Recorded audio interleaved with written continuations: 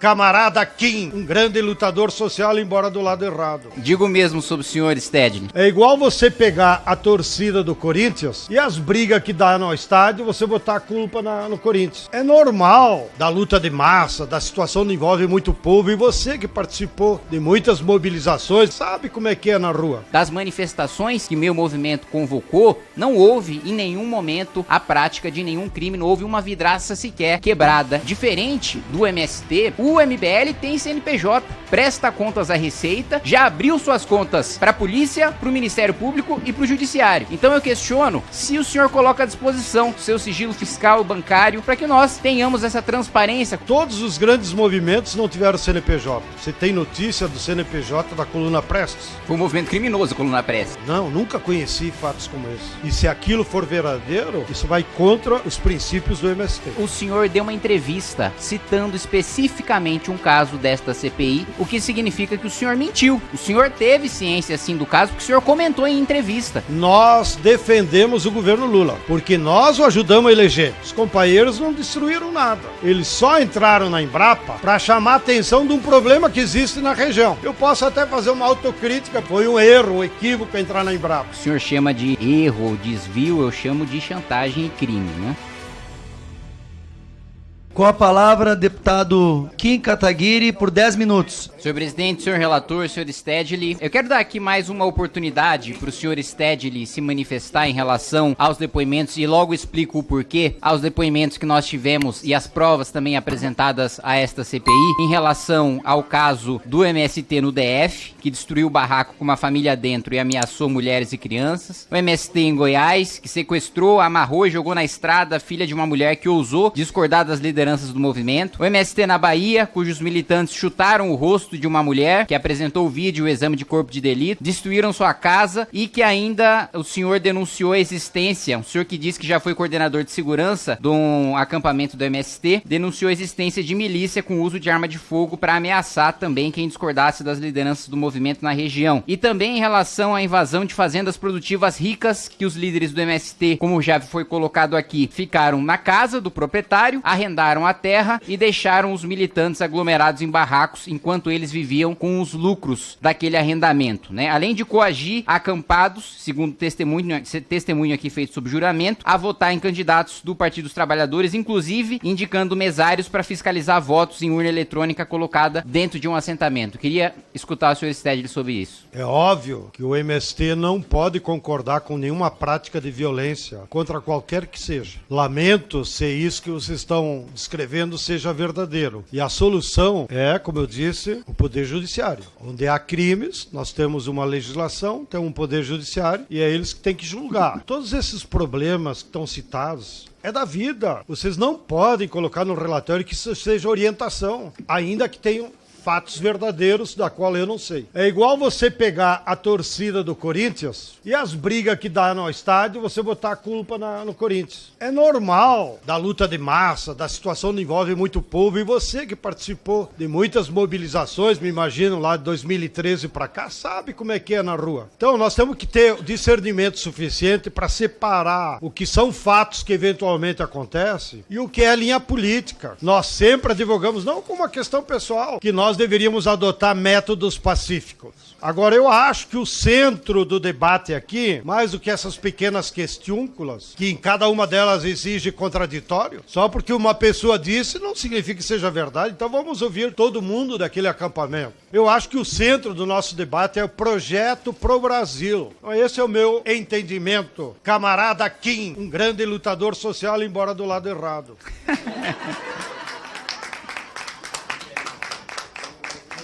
Digo mesmo sobre o senhor Stedley. Muito obrigado. Agora, eu não consigo considerar, como o senhor considera, uma questiúncula, né, em 4 entes da federação diferentes, depoimentos com práticas, mostrando práticas muito semelhantes, quase que idênticas de lideranças do movimento, uma questão menor ou uma questão à parte. Muito menos uma questão a ser tratada só pelo Poder Judiciário ou pela polícia ou pelo Ministério Público. O senhor, como liderança do movimento, se houvesse dentro do Movimento Brasil Livre, movimento do qual sou coordenador, algum depoimento, alguma denúncia de extorsão, de ameaça, de trabalho análogo à escravidão, imediatamente eu tomaria as medidas necessárias para afastar aquele sujeito, para ele responder por aquelas denúncias e justamente ele ser responsabilizado por elas. Eu não me eximiria da responsabilidade e diria, não, isso aí é só com o judiciário, é só com o Ministério Público e é uma questão menor. E um outro ponto também fundamental de diferença entre nós e os nossos movimentos, senhor Stedley, é que das manifestações que meu movimento convocou, não houve em nenhum momento a prática de nenhum crime, não houve uma vidraça sequer quebrada em relação às manifestações convocadas pelo Movimento Brasil Livre. E mais um ponto que o senhor colocou logo no início, perguntou se eu estava anotando. Sim, como um bom estudante, eu não só anotei, como também fiz a lição de casa. Diferente do MST, o MBL tem CNPJ, presta contas à Receita, já abriu suas contas dos seus dirigentes e do MBL para a polícia, para o Ministério Público e para o Judiciário. Então eu questiono, já que o senhor quer fazer este paralelo, se o senhor coloca à disposição seu sigilo fiscal, bancário e também de dirigentes do MST para que nós tenhamos essa transparência, como foi feita aí a denúncia de envio aí de dinheiro público, supostamente de maneira irregular, no estado do Alagoas para lideranças do MST, se o senhor também coloca à disposição da CPI esses dados do senhor e das lideranças do seu movimento. É óbvio que os movimentos populares se organizam de acordo com as necessidades, desenvolvem formas de luta de acordo com o seu tempo. Isso não depende de CNPJ.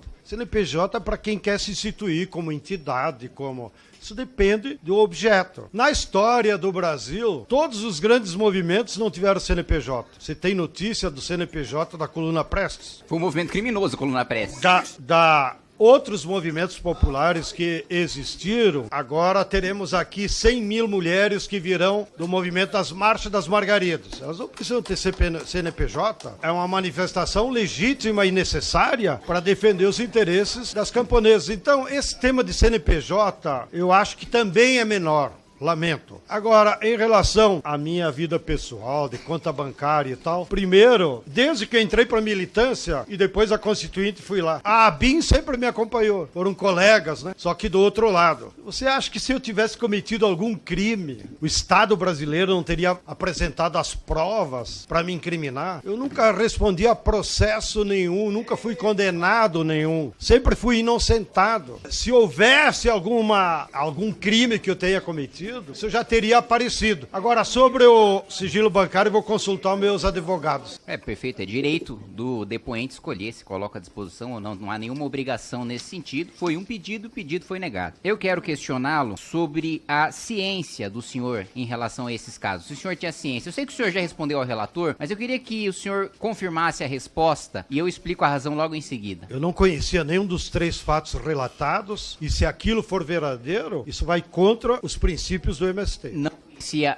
até o dia de hoje? Não, nunca conheci fatos como esse. Porque o senhor deu uma entrevista pro Flow, citando especificamente um caso desta CPI, que é o caso do Distrito Federal. O que significa que o senhor mentiu. O senhor teve ciência, sim, do caso, porque o senhor comentou em entrevista. E eu tenho o trecho da entrevista aqui do senhor falando sobre o depoimento dos assentados no Distrito Federal. Vão se comportar de alguma maneira. Então essa moça que você falou, que inclusive a direita levou na CPI, aí quando a nossa turma, os deputados nossos começaram a fazer pergunta para ela, e aquela ameaça de morte do seu marido foi por quê? Ou seja, quando iam revelar que ela e o marido eram pessoas que causaram problemas, que eram oportunistas e por isso foram expulsos do movimento, aí o presidente da comissão disse, não, esse assunto não interessa e encerrou a ouvidoria dos rapazes. Então, eu quero dar mais uma vez a oportunidade para o senhor responder se tinha ciência anteriormente de algum dos casos dos depoimentos dessa CPI, porque o senhor, antes do depoimento de hoje, deu entrevista falando sobre um depoimento que ocorreu no âmbito dessa CPI, diferente do que o senhor acabou de afirmar. O que eu disse, e repito, eu não conhecia os fatos como foram descritos aqui. O caso do DF eu comentei no podcast porque assisti vocês falando. Então, o senhor tinha ciência. Tive a ciência depois que vocês falaram. Mas não antes, como estão dizendo. Foi essa a minha pergunta. Se teve a ciência até o dia de hoje ou se não. O senhor disse que até o dia de hoje não tinha. Opa! Vamos lá. Conhecimento de um depoimento que não sabemos se é verdadeiro. O senhor... Prossiga, deputado Kim. Vou prosseguir. E acredito até que isso seja o caso, eventualmente, da CPI encaminhar uma notícia-crime à Procuradoria-Geral da República em razão do falso testemunho prestado pelo depoente. O senhor também quis desqualificar, como todos da base do governo, né, os depoentes, né, mesmo as provas trazidas, como eu disse, tem exame de corpo de delito que está aqui anexado aos autos dessa CPI, fazendo a sua explicação sobre o lumpesinato, né, sobre os trapos, sobre aquilo que seria o proletariado sem consciência de classe, né, segundo Marx no 18 Brumário, que não tenho a menor dúvida de que o senhor leu, mas não prosseguiu pro pós-escola de Frankfurt, que tem um papel, que coloca o lumpesinato num papel diferente daquele que Marx colocava na descrição de 18 Brumário no seu livro em que trata de Napoleão Bonaparte. Mas, de todo modo, o fato é que todos os depoentes que vieram aqui, aqueles que vieram na condição de testemunha, trouxeram provas daquilo que aconteceu. Eu quero questionar o senhor sobre afirmações que eu já escutei de deputados que debateram comigo, deputados que inclusive são membros dessa CPI, que já debateram comigo em rádio e em televisão sobre o MST e que já afirmaram abertamente sobre pedidos do MST de cargos no governo. Já houve algum pedido ou há algum pedido para que membros do MST ocupem algum cargo no governo, seja superintendência do INCRA, seja algum cargo no Ministério do Desenvolvimento Agrário ou qualquer outro cargo público no âmbito da administração federal? O MST nunca pediu cargo em governo nenhum, desde a nossa existência no Sarney. No entanto, a pergunta é ao revés. Muitos governos identificaram em militantes do MST como pessoas que poderiam contribuir na administração pública. Isso acontece em prefeituras, acontece em governo do estado e acontece no governo federal. A política do MST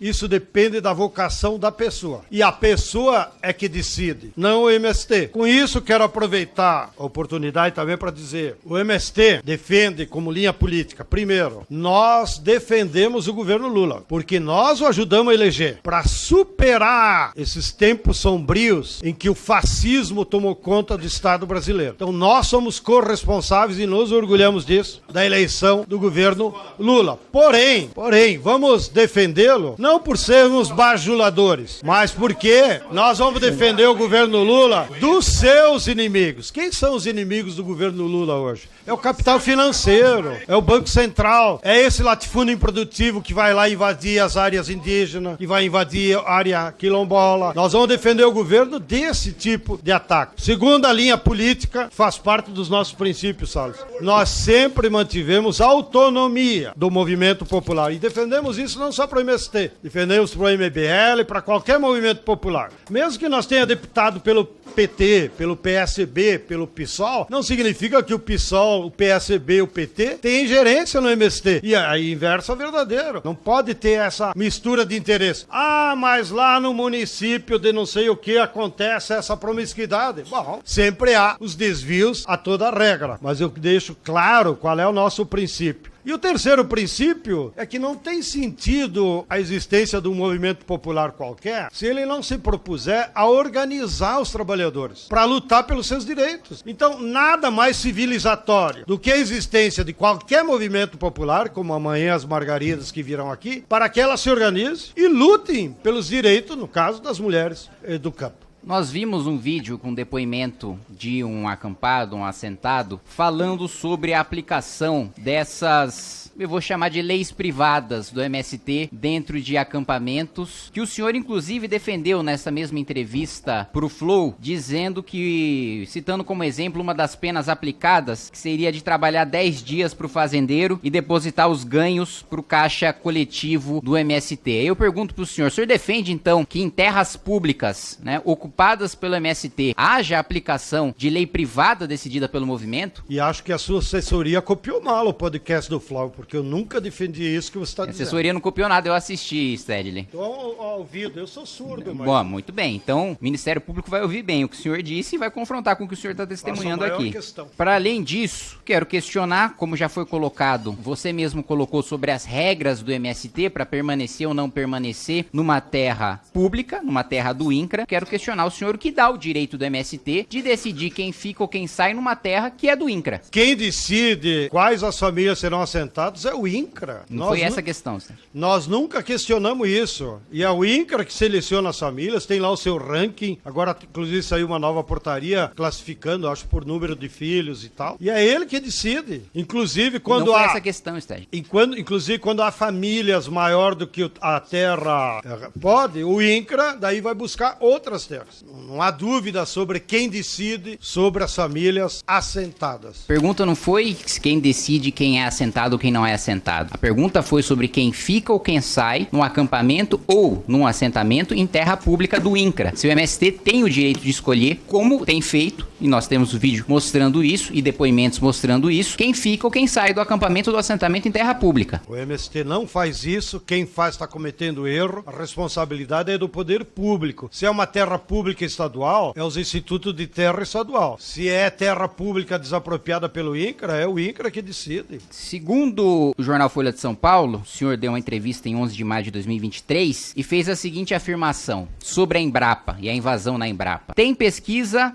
nenhuma, não vou reproduzir o que o senhor disse, e na Embrapa há de tudo também. Tem pesquisador sério, tem picareta e também tem gente de direita, né? Citando de maneira pejorativa, como se isso justificasse de alguma maneira alguma invasão. Aspas. A Embrapa não é essa primadona que todo mundo tem que respeitar. O senhor não acha que é contraproducente, que ataca o agricultor familiar, você invadir uma unidade da Embrapa em que sim havia pesquisa e pesquisa voltada justamente à agroecologia para o pequeno produtor rural? O senhor não acha que como defensor, né, do meio ambiente, da reforma agrária, atacar e destruir uma pesquisa voltada justamente para o pequeno, para que ele preserve o meio ambiente e ainda assim seja produtivo, não é algo que atenta contra o trabalhador mais pobre do campo? Que nos últimos anos, a maior parte da pesquisa da Embrapa, que é uma empresa pública que nós defendemos, porque os governos anteriores, desde o Collor, queriam privatizá-la, que no fundo era entregar todo o nosso patrimônio genético para a Cargill, para Monsanto. Você sabe bem quem são as forças que queriam privatizar a Embrapa. O MST sempre defendeu a Embrapa como uma empresa pública. Agora nós temos o direito de fazer críticas, porque 80% da pesquisa da Embrapa era destinada aos interesses do agronegócio. E nós queremos que pelo menos como empresa pública, ela se dedique também a pesquisar os temas de interesse da agricultura familiar. Em relação à Embrapa de Pernambuco, o que nós recebemos de informe até pela imprensa, que lá não havia pesquisa para agricultura familiar, mas reconheço, se houve, foi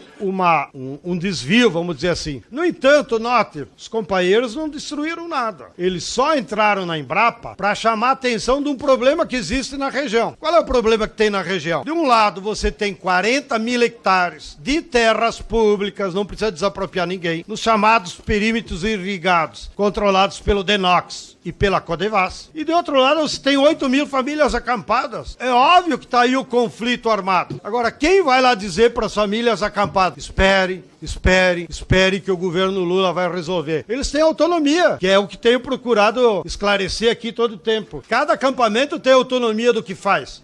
Muitas vezes eles exageram, erram. Concordo. Às vezes eles exageram e erram. Mas eles têm o direito deles decidir. Nenhuma instância nacional decidiu que eles deviam ir. Eu posso até fazer uma autocrítica, porque os jornalistas me perguntam, bom, foi um erro, um equívoco entrar na Embrapa. Mas eles decidiram, porque era a área pública mais próxima, e entraram na Embrapa não para reivindicar a área da Embrapa. Entraram na Embrapa para chamar a atenção da opinião pública e conseguiram. O que o senhor chama de erro ou desvio, eu chamo de chantagem e crime, né? O senhor foi confrontado com esse dado 2 vezes já na audiência de hoje, mas ainda não foi capaz de responder. Eu queria uma resposta direta do senhor em relação ao fato do maior desmatamento percentual na Amazônia legal, segundo os próprios órgãos do governo e segundo estudo de consultoria dessa própria casa, vem de assentamentos, né? E no final das contas a multa é paga pelo INCRA, porque como o MST não tem CNPJ, outros movimentos também não, fica muito difícil de responsabilizar os reais responsáveis por esse desmatamento na Amazônia Legal, cujo, repito, maior percentual é na Amazônia Legal. O senhor é um defensor do meio ambiente, esse desmatamento não deveria ser combatido? Eu não entendo nada da Amazônia. Houve ou há desmatamento em projetos de colonização do INCRA? Certamente deve ter havido. Porque isso, o que foi? Foi a política do INCRA na década de 70, onde muitos dos meus parentes lá do Sul foram transferidos do Rio Grande do Sul para a Amazônia, ou do Nordeste, naquela política do general Médici. Vamos dar terra na Amazônia ao homem sem terra. E então a política política de colonização da Amazônia tinha esse objetivo: esvaziar a pressão social que havia no Nordeste e no Sul, pela reforma agrária, construíram aquelas BRs e jogaram o povo lá. E o povo o que fazia? Não tinha outro jeito que desmatar. Agora, nós como MST sempre defendemos. Nós somos contra os projetos de colonização na Amazônia. Há 5 milhões de famílias que trabalham com uma agricultura familiar no Brasil. Gostem vocês ou não, é eles que dão emprego para 18 milhões de pessoas, é eles que produzem para o mercado interno e em alguns casos, como laticínio, suínos, aves, produzem também para o mercado externo, os nossos parentes lá do Sul. Desses 5 milhões, 500 mil são famílias assentadas, que graças a Deus agora têm dignidade, têm terra, têm casa, têm educação. Nos assentamentos do MST, pode ir pesquisar o contrato de universidade. Não há mais fome, não há desemprego, não há criança fora da escola. Há 500 mil famílias dentro do universo dos 5 milhões que são projetos de colonização. Um deles, o deputado Faleiro. Lá nos projetos de colonização na Amazônia, acontece tudo. Nós defendemos o desmatamento zero. Repetimos várias vezes para o atual governo. Não é necessário mais desmatar mais nenhum hectare de terra no Brasil para manter a produção de alimentos. É uma burrice seguir defendendo. Mas pior, nós temos que ter uma política pública para reflorestar em todos os biomas, não só na Amazônia. Então, que fique claro, nós somos contra projetos de colonização. Para de levar gente para a Amazônia. Quero terminar, embora não foi a questão que tu colocou, um pouco comentando com o Salles. Salles, não te parece que é meio emblemático quando o maior produtor de soja, mesmo que tu diga, agora ele é governista, o Blairomage, ele tem 200 mil hectares de soja e algodão. Não te parece emblemático que ele, como bom capitalista, está fazendo essa inflexão para a soja convencional e vai se transformar o maior produtor de soja convencional? Ou seja, é um enigma isso. E espero que sirva de exemplo para os outros fazendeiros que são menorzinhos ou que só pensam no lucro de amanhã. Nós temos que pensar o Brasil para daqui a 30... Blairomage, ele é um latifundiário do bem, então, permitido. Não, ele não está no grupo dos latifundiários. Você não anotou direito aí quando eu falei. O Blairomage não é um latifúndio? O latifúndio é um modelo predador. O Blairomage é do agronegócio. E ele mudou de lado. Ele era do agronegócio. E agora, mas mudou de lado não é porque votou no PT. Entendi. Até porque ele foi ministro do Lula. Ele mudou a matriz tecnológica das suas fazendas. Quero perguntar, olha, no site do MST você tem camisa de algodão a R$70, boné abarreta MST LGBT R$60 e também a declaração de que MST é uma marca registrada. Registrada no nome de quem e esse recurso da venda vai para a conta de quem? Desconheço que o MST tem a marca registrada. É o que diz o seu site. Não existe nenhuma marca registrada em nome do MST. Bom, como último questionamento, né, se diz tanto sobre a agricultura familiar e saudável do MST, por que nos armazéns dos assentamentos do MST a gente só encontrou o produto embutido enlatado? Os armazéns do campo é apenas uma loja para mostrar para a sociedade urbana de que hoje há tecnologias suficientes para produzir todos os alimentos que nós necessitamos de forma agroecológica, desde o leite de cada dia até produtos mais sofisticados, geleias, sucos, farinhas, etc. Então lá é muito mais uma amostra. A nossa preocupação, que me imagino seja o teu intuito, a nossa preocupação como áreas de assentamento é produzir para as massas, produzir para merenda escolar, produzir para vender para o PA, que é um ótimo programa de compra antecipada de alimentos. E evidentemente, como os armazéns estão em capitais e são terceirizados, cada armazém tem a sua autonomia, eles procuram comprar e distribuir produtos que passam pela agroindústria, que daí não corre o risco de deteriorar ou prejudicar. Mas lá também, nos poucos que eu visitei, eu vi também frutas, verduras, então não é só enlatado como o senhor disse. Fala pessoal, o negócio é o seguinte, é fundamental que você se inscreva no Clube MBL para receber os bastidores de Brasília antes dos veículos de imprensa. Você vai saber o que acontece no judiciário, no executivo, no legislativo, antes de qualquer pessoa e vai ter acesso a todos os nossos documentários, mini documentários e votações internas do MBL. É só clicar aqui no link que você vai conseguir assinar.